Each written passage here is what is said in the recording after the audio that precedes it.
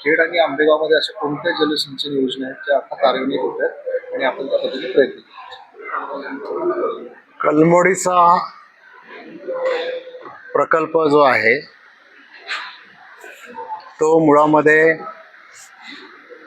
खेड तालुक्यातल्या काही गावांची आणि आंबेगाव तालुक्यामधल्या सातगाव पठाराच्या गावांची पहिल्यापासून ही मागणी होती की आम्हाला चासकमांच्या धरणातून पाणी द्या. परंतु चासकमांच्या धरणातल्या नियोजनानुसार पाणी उपलब्ध नसल्यामुळं खेड तालुक्यामध्ये चासकमान धरणाच्या आतमध्ये कलमोडी नावाचं एक वेगळं धरण बांधण्यात आलं आणि साधारणपणाने जून 2010 पासून हे धरण कलमोडीचं धरण पूर्ण क्षमतेने त्या ठिकाणी भरत आहे. नुकतीच आता सुधारित आराखड्याला राज्य सरकारने 26 फेब्रुवारी 2026ला मान्यता दिलेली आहे आणि या मान्यतेनुसार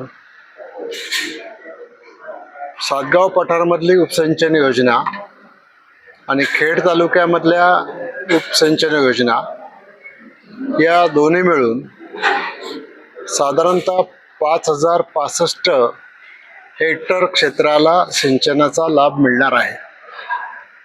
खेड तालुक्यामधली वरुडे, पूर, कनरसर या गावातली 1252 हेक्टर अतिरिक्त सिंचन क्षेत्रासह कलमोडी प्रकल्पाच्या अंतर्गत एकूण 6622 क्षेत्रात पाणी देण्यासाठी महामंडळाकडून हा प्रस्ताव शासनाला गेला होता. त्याच्यामध्ये फेर जल नियोजन जे आहे त्याला राज्य सरकारने मान्यता दिलेली आहे आणि मूळ प्रकल्प अहवालानुसार एकूण सिंचन क्षेत्र 5065चे फेर नियोजन करून जल नियोजनानुसार 1557 हेक्टर हे अतिरिक्त क्षेत्र असे 6622 क्षेत्र प्रस्तावित करण्यात आलेले आहे. त्यामुळे मूळ सिंचनामधल्या क्षेत्रामध्ये 10% वाढ या ठिकाणी झालेली आहे.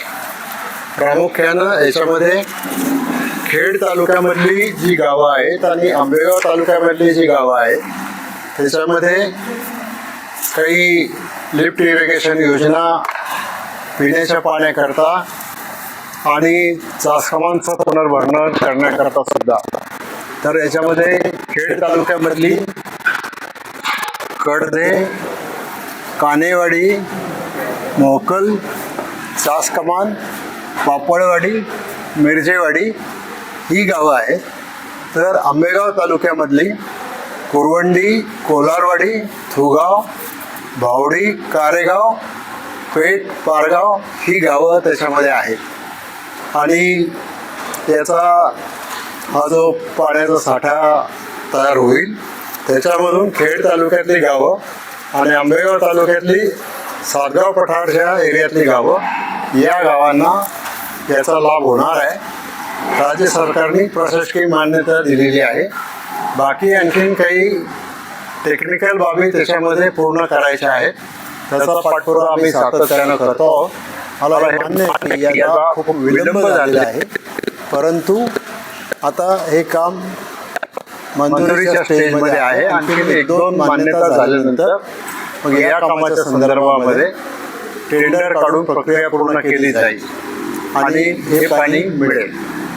खरं तर एखाद्या भागाला पाणी देण्यासाठी एक स्वतंत्र धरण आणि लिफ्ट इरिगेशन योजना याचं नियोजन कधीच झालं होतं, परंतु आणि धरणाच्या कामाचं आणि लिफ्टच्या कामाचं टेंडर एकत्र निघालं होतं. लिफ्टचं टेंडर किर्लोस्करला मिळालं होतं, परंतु काही अडथळ्यांच्यामुळं ते काम त्यावेळेला सुरू होऊ शकलं नाही.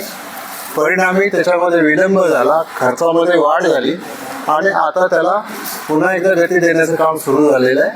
आम्ही अजितदादा पवार, आज स्वर्गवासी अजितदादा पवार असतील किंवा खेडचे आमदार असतील किंवा आम्ही असो, आम्ही सगळेजण याचा पाठपुरावा करून ते काम मार्गी लावण्याचा प्रयत्न करतोय. लवकरच या भागातल्या लोकांना पाणी मिळेल असा मला विश्वास आहे.